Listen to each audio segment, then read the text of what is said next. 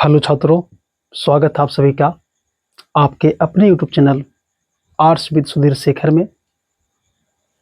आज हम सभी क्लास 10th के अंतर्गत जो पॉलिटी सब्जेक्ट है उसमें पहला चैप्टर देख रहे थे, लोकतंत्र में सत्ता की साझेदारी। इसे हम लोग आगे कंटिन्यू करेंगे। अगर आप सभी इसके पीछे की कक्षाएं जो पहले करवा दी गई है, अगर आप नहीं देखे हैं तो आप जाकर के उनको आप लिस्ट में है जाकर देख लें, जो आपके लिए बेहद ही लाभदायक सिद्ध होगी। तो चलिए शुरू करते हैं। आज जो हम लोग को पढ़ना है, जिन टॉपिक पे आज चर्चा करना है उसके बारे में आज बात करेंगे हम लोग। तो देखिए, हमारा टॉपिक है आज का सामाजिक विभाजन में जाति, धर्म और लैंगिक विभेद के स्वरूप। मतलब इस टॉपिक में 3 बातें छुपी हुई है। कितनी बातें छिपी हुई है? एक तो जाति की बात कर रहा है, एक धर्म की बात हो रहा है और एक लैंगिक विभेद का। पहले हम लोग जाति की बात करेंगे।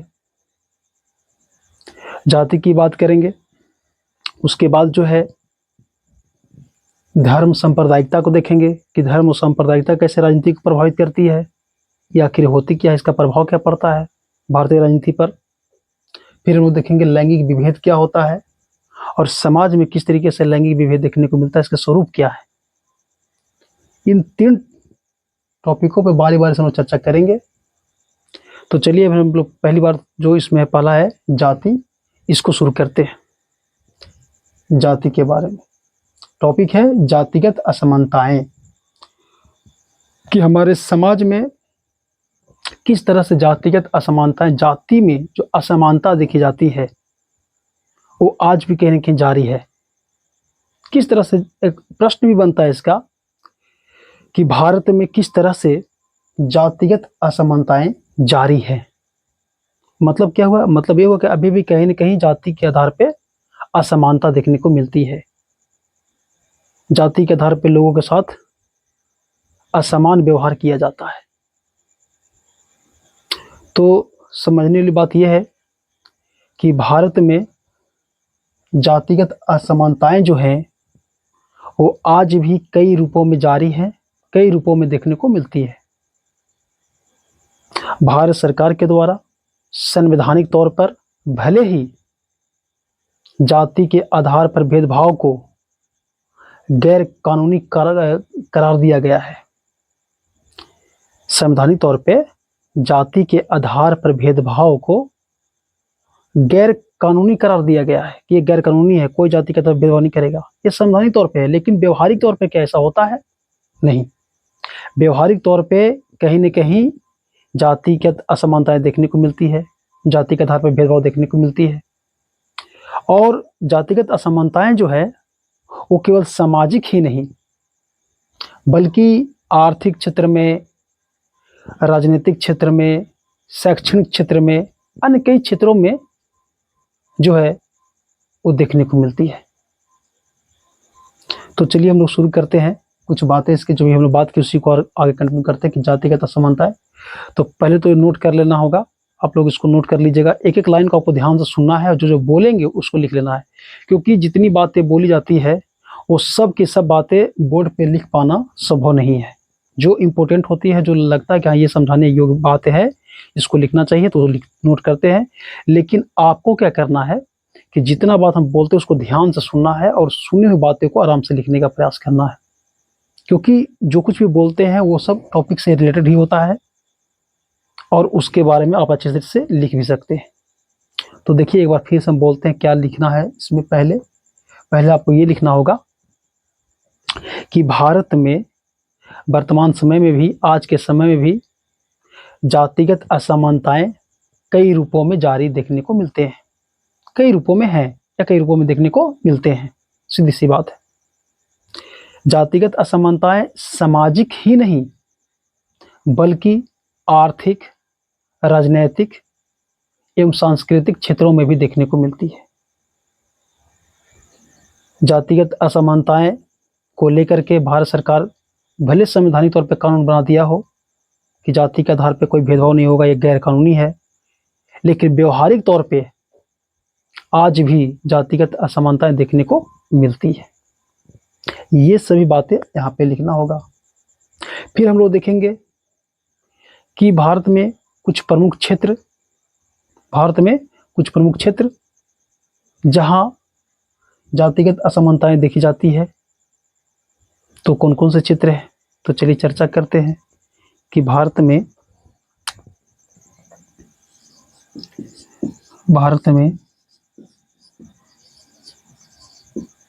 कुछ प्रमुख क्षेत्र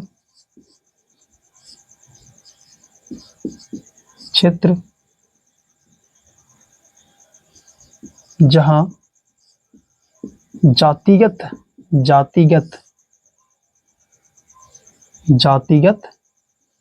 असमानताएं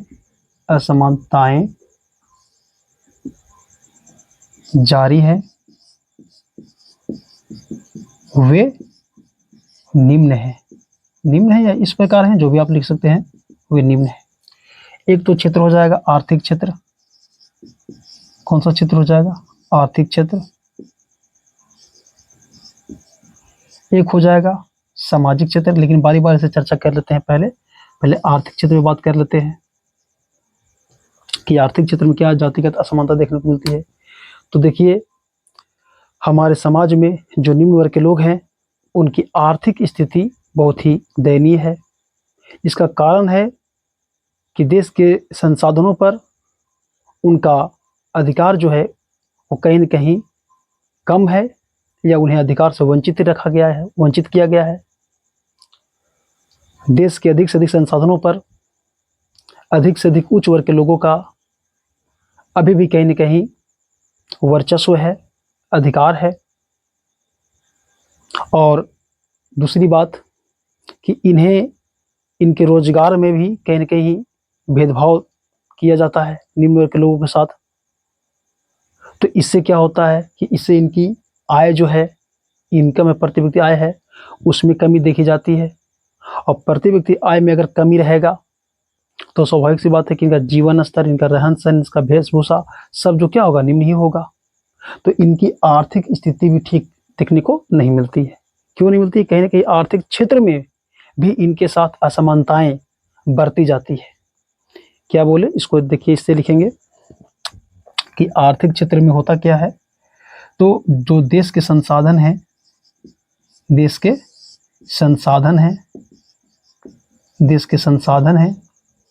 इन संसाधनों पर इनका जो अधिकार है वो पूर्ण रूप से नहीं मिल पाया है। इन्हें वंचित रखा गया, इनके संसाधनों के अधिकार से इन्हें क्या रखा गया? वंचित रखा गया। पहला कारण ये हो गया। और क्या इनके साथ गलत होता है कि कहीं न कहीं रोजगार में भी असमानताएं देखी जाती है, रोजगार में भी भेदभाव किया जाता है। अब रोजगार में भेदभाव होगा तो स्वाभाविक सी बात है कि प्रति व्यक्ति आय जो है, पर्सनल इनकम, शॉर्ट में यहाँ पे लेते हैं पर्सनल इनकम प्रति व्यक्ति आय, पर्सनल इनकम प्रति व्यक्ति आय, ये क्या हो जाएगा? प्रति व्यक्ति आय जो है वो निम्न हो जाएगा। क्या हो जाएगा? निम्न हो जाएगा। अब प्रति व्यक्ति आय अगर निम्न है तो इनकी आर्थिक स्थिति भी कैसी होगी? निम्न होगी। तो इस तरीके से आर्थिक क्षेत्र में जो है इनके साथ असमानता देखी जाती है। क्या एक बार फिर से ध्यान से सुनना है कि आर्थिक क्षेत्र में इनके साथ जातिगत असमानताएं कैसे जारी है। तो देश में जो संसाधन है, वो संसाधन का बड़ा भाग जो है उच्च वर्गों के हाथों में है, या उच्च वर्गों के अंतर्गत है, अधीन है। निम्न वर्ग के अंतर्गत जो है बहुत ही कम संसाधन है।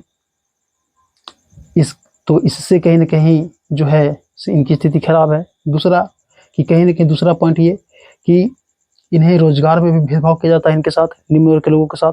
समाज में ऐसे लोग हैं, निम्न वर्ग के लोग हैं, जिनके साथ रोजगार में भी भेदभाव देखने को मिलता है। अब रोजगार में जिस व्यक्ति के साथ भेदभाव देखने को मिलेगा, असमानता देखने को मिलेगा, स्वाभाविक सी बात उनका प्रति व्यक्ति आय कम होगा, बेहतर रोजगार ही नहीं मिलेगा, बेहतर काम ही नहीं करेंगे, निम्न स्तरीय काम करेंगे। और निम्न स्तरीय काम करेंगे तो उनका प्रति व्यक्ति आय जो है वो निम्न रहेगा। प्रति व्यक्ति आय क्या रहेगा? निम्न रहेगा। और निम्न रहेगा तो उनकी आर्थिक स्थिति भी क्या रहेगी? दयनीय रहेगी। तो ये जो बात अभी यहाँ पे लिखे है, इसको बस आपको सजा के लिख देना है कि यहाँ पे क्या क्या वर्ड लिखे हैं, इसको कैसे लिख देना है, बस यही रहेगा, बस सजा देना है। जैसे कि पिछली क्लास में बताए थे। तो आर्थिक क्षेत्र हम लोग देख लिए कि इस क्षेत्र में भी कहीं न कहीं जातिगत असमानताएं देखने को मिलती है और इसके कारण लोगों का जो स्थिति है वो दयनीय देखने को मिलता है। तो एक तो हो गया आर्थिक क्षेत्र, जहाँ पे जातिगत असमानताएं देखने को मिलती है, वो जारी है। देखिए भी हम लोग दो बातें इसमें मुख्य रूप से कि देश के संसाधनों पर अधिकार जो है मुख्य रूप से उच्च वर्ग के लोगों का है और इनका जो है निम्न वर्ग जो लोग वो कहीं न कहीं अधिकार से वंचित हैं। दूसरी बात रोजगार में भी कहीं न कहीं निम्न वर्ग के लोगों के साथ भेदभाव होता है और रोजगार में भेदभाव होगा तो उनका प्रति व्यक्ति आय जो कहीं न कहीं निम्न होगा और प्रति व्यक्ति आय निम्न होगा तो उनका जीवन स्तर, उनका रहन-सहन, पूरा का पूरा जीवन यापन निम्न स्तरीय से होगा। तो यहाँ पर हमको क्या देखने को मिला? जातिगत असमानताएं और जातिगत असमानताएं के कारण उनकी दयनीय स्थिति। अब हम लोग देखेंगे दूसरा कि तो आर्थिक क्षेत्र में इनका जो है कि जातिगत असमानता जारी है। दूसरा है सामाजिक क्षेत्र,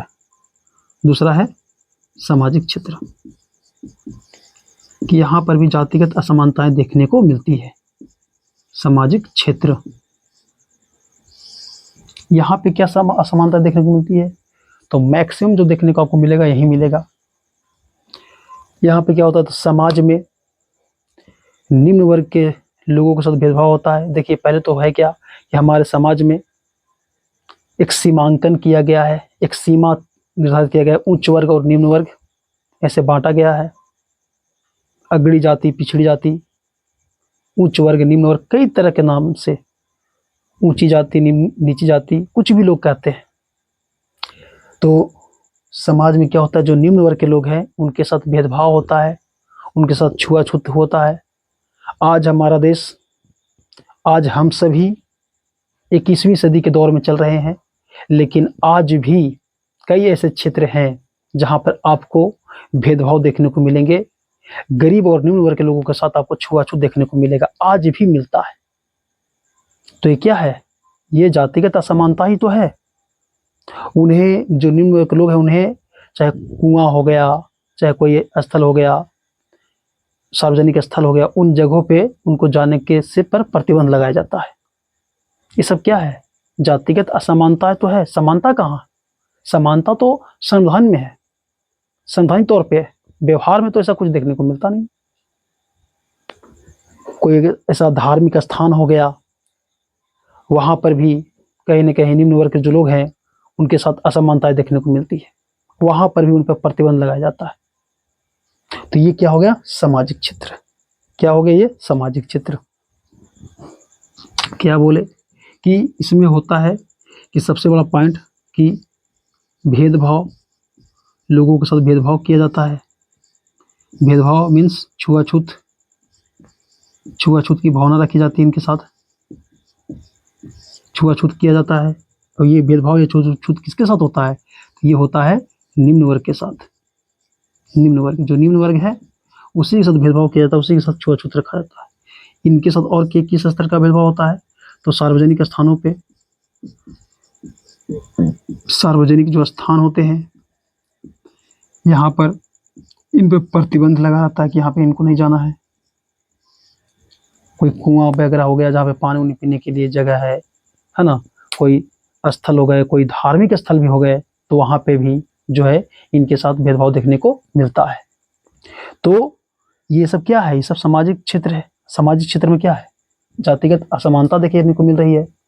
और किस स्तर तक हमको देखने को मिलता है असमानता सामाजिक में? तो विवाह को लेकर के अगर हम बात करें, विवाह जो हिंदू पौराणिक ग्रंथों के अनुसार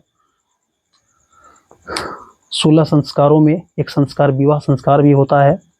तो विवाह की अगर हम बात करें तो विवाह को लेकर के मान्यता है, बनाया गया ऐसा है कि जो व्यक्ति जिस समुदाय से बिलोंग करता है, जो व्यक्ति जिस जाति से बिलोंग करता है, वो व्यक्ति उसी जाति समुदाय में ही विवाह करेगा, दूसरी जाति में वो विवाह नहीं कर सकता है। अगर कोई व्यक्ति अपनी जाति को छोड़ दूसरी जाति में विवाह करता है तो उसे जाति से बाहर करने का प्रयास किया जाता है, कर ही दिया जाता है। तो इस तरह का नियम रीति हमको देखने को मिलता है समाज में। और यहाँ तक कि लोग इतना ज़्यादा इस नीति नियम को फॉलो करते हैं कि खान पान जो होता है लोगों का, ये भी कहीं न कहीं मुख्य रूप से अपने जाति समुदाय में ज़्यादा देखने को मिलता है, अपने ही समुदाय में ज़्यादा करते हैं। तो ये सब हमें क्या क्या स्पष्ट होता है इन सब से, कि सामाजिक क्षेत्र में कहीं न कहीं जातिगत असमानताएँ देखने को मिलती है। कैसे मिलती है? तो समाज में निम्न वर्ग के लोगों के साथ क्या होता है? भेदभाव होता है, छुआ-छूत होता है, उनको सार्वजनिक स्थान पर जाना प्रतिबंध होता है, धार्मिक स्थान होते हैं वहाँ पर। विवाह जो है, विवाह के लिए क्या बोले कि विवाह के लिए नियम बना दिया गया है समाज में, कि जो व्यक्ति जिस समुदाय, जिस जाति का व्यक्ति है, वो उसी जाति समुदाय में विवाह करेगा, दूसरे जाति समुदाय में विवाह नहीं कर सकता है। ये सब क्या है? ये सब रूढ़िवादी बातें हैं, नियम है, लेकिन समाज की बातें हैं, माननी पड़ती है। हालाँकि संविधान के तौर पे अगर देखें तो संविधान इसकी इजाज़त नहीं देता है। संविधान ये कभी नहीं कहता कि जो व्यक्ति जिस जाति का है वो उसी जाति में शादी विवाह करे। लेकिन बोले ना कि संवैधानिक तौर पे नियम कुछ और है और व्यवहारिक तौर पे नियम कुछ और होता है। तो ये हमें सामाजिक क्षेत्र में जातिगत असमानताएं देखने को मिलती है। अब हम लोग बात करेंगे आर्थिक क्षेत्र, सामाजिक क्षेत्र। एक अगर हम बात कर ले शैक्षणिक क्षेत्र का, शिक्षा का क्षेत्र, शिक्षा के क्षेत्र में असमानता। तो शिक्षा के क्षेत्र में भी असमानता देखी जाती है। जो लोग, देखिए पहले तो क्या होता है कि गुणवत्ता की जो शिक्षा होती है, गुणवत्ता की जो शिक्षा होती है, गुणवत्ता की शिक्षा में कमी, एक ये लिख लेंगे पॉइंट।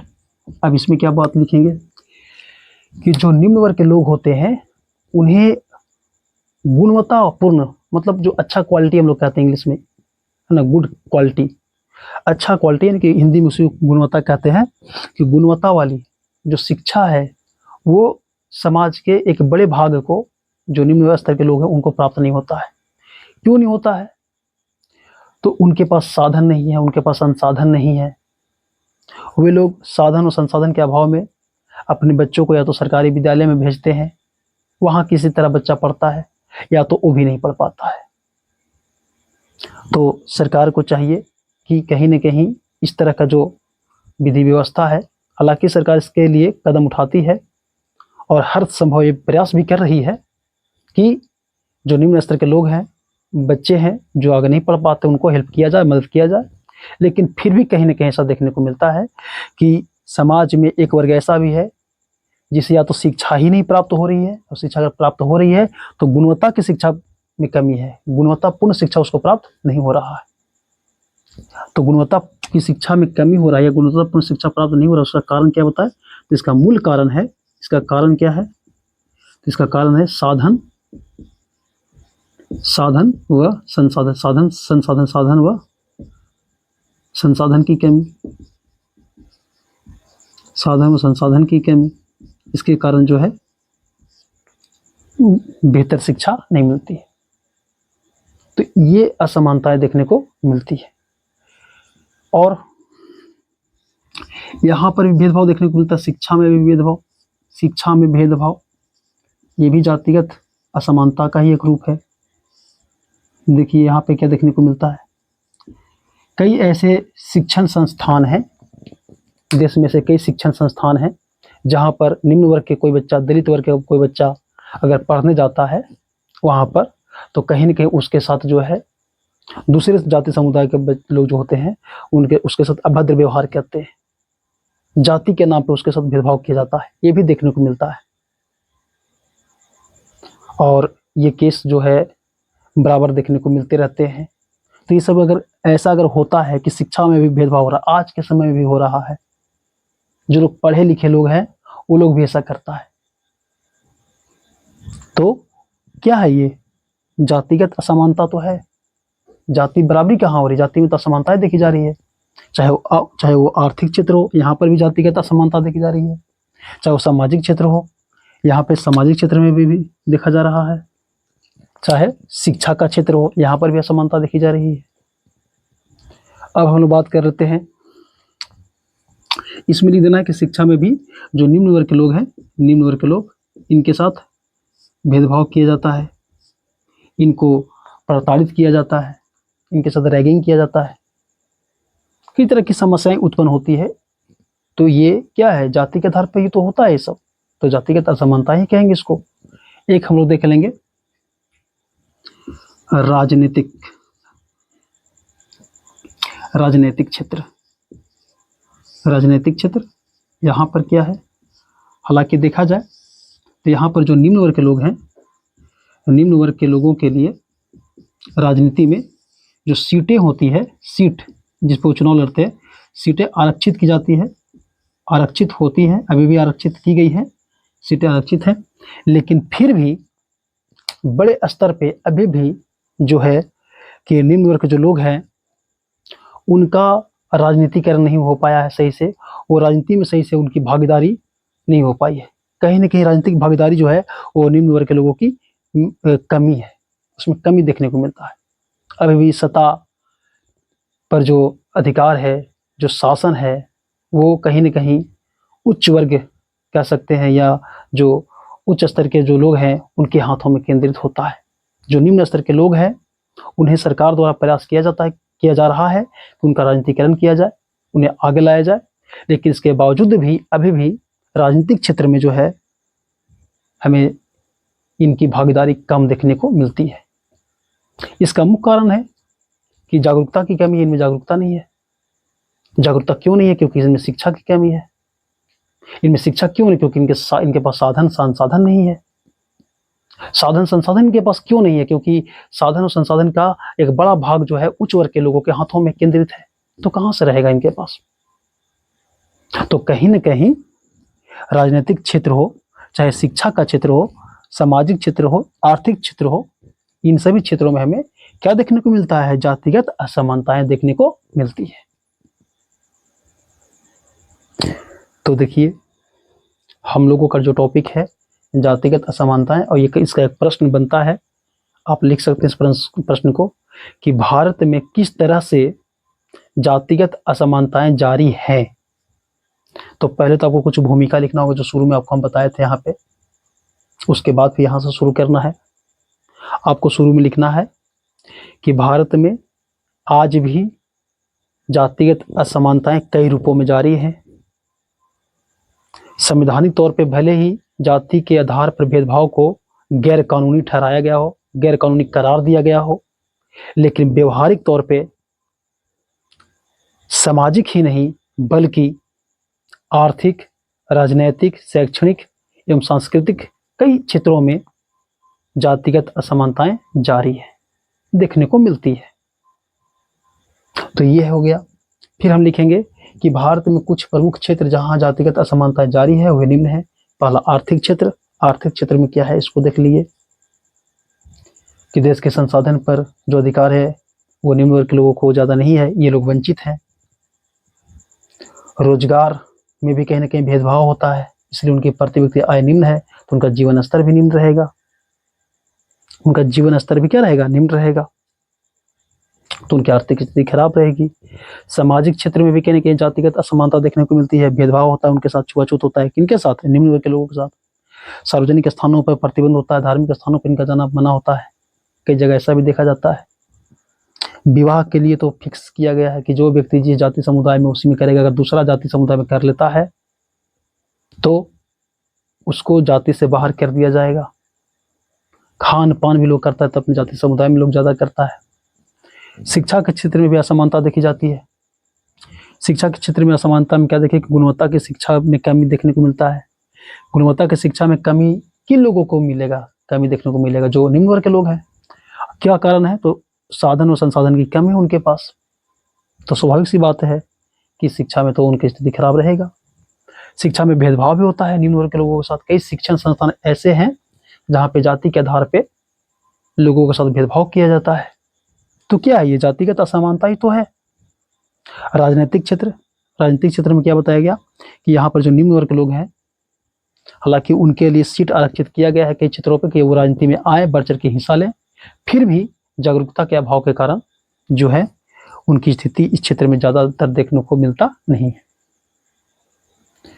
तो अब हम लोग निष्कर्ष की बात कर लेंगे ये सब लिखने के बाद कि भारत में जातिगत असमानता की जो जड़ें हैं, जातिगत भेदभाव की जो जड़ें हैं, वो काफ़ी गहराई से, काफ़ी मजबूत से देखने को मिलती है।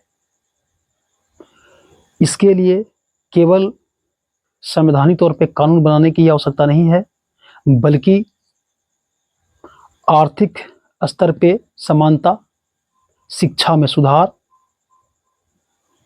और लोगों को अधिक से अधिक राजनीतिक जागरूक करके इस समस्या का निदान किया जा सकता है। हालांकि जिन क्षेत्रों की हम लोग बात किए, उन क्षेत्रों में कहीं न कहीं सरकार जो है वो प्रयासरत है कि निम्न वर्ग के लोगों की स्थिति में सुधार किया जाए और इन्हें आगे लाने का प्रयास किया जाए। तो इस तरीके से बातें जो हैं यहाँ पे लिखा जाएगी। तो प्रश्न है, भारत में किस तरह से जातिगत असमानताएं जारी है, उसका आंसर ये हो जाएगा। तो देखिए, आपको पहले ही बताया है कि जो जो वर्ड हम बोलते हैं, जो जो शब्द बोलते हैं, आपको ध्यान से सुनना है उस वर्ड को, एक एक वर्ड को, क्योंकि जितनी सारी बातें होती है उतना सब कुछ बोर्ड पे लिख पाना संभव नहीं है। लेकिन हाँ, अगर आप आराम से मेरी बातों को सुनते हैं तो आप एक एक पॉइंट को नोट डाउन कर सकते हैं बेहतर ढंग से, उसमें कोई दिक्कत नहीं होगी। और जहाँ कहीं पर भी थोड़ा भी कन्फ्यूजन लगता है, वीडियो को आप रोक करके या पीछे करके देख सकते हैं और लिख सकते हैं। आपको कहीं पर जरा सा भी कोई दिक्कत नहीं होगी। हम लोग टॉपिक पढ़ते चलेंगे और इससे जो प्रश्न बनेंगे उसको भी समझते चलेंगे। तो यहाँ पे प्रश्न बन गया, भारत में किस तरह से जातिगत असमानताएं जारी है। तो उम्मीद करते हैं कि आपको ये टॉपिक बेहतर ढंग से समझ में आया होगा और टॉपिक आपको अच्छा लगता है, इससे आपको कुछ सीखने को मिलता है, तो आप इस वीडियो लेक्चर को अपने दोस्तों के बीच भी शेयर कीजिए ताकि उनको भी ये लाभ मिल सके। तो चलिए ठीक है, अब हम लोग मिलते हैं एक नए टॉपिक में, नए वीडियो में,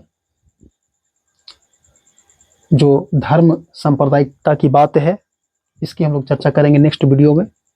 तो तब तक के लिए धन्यवाद।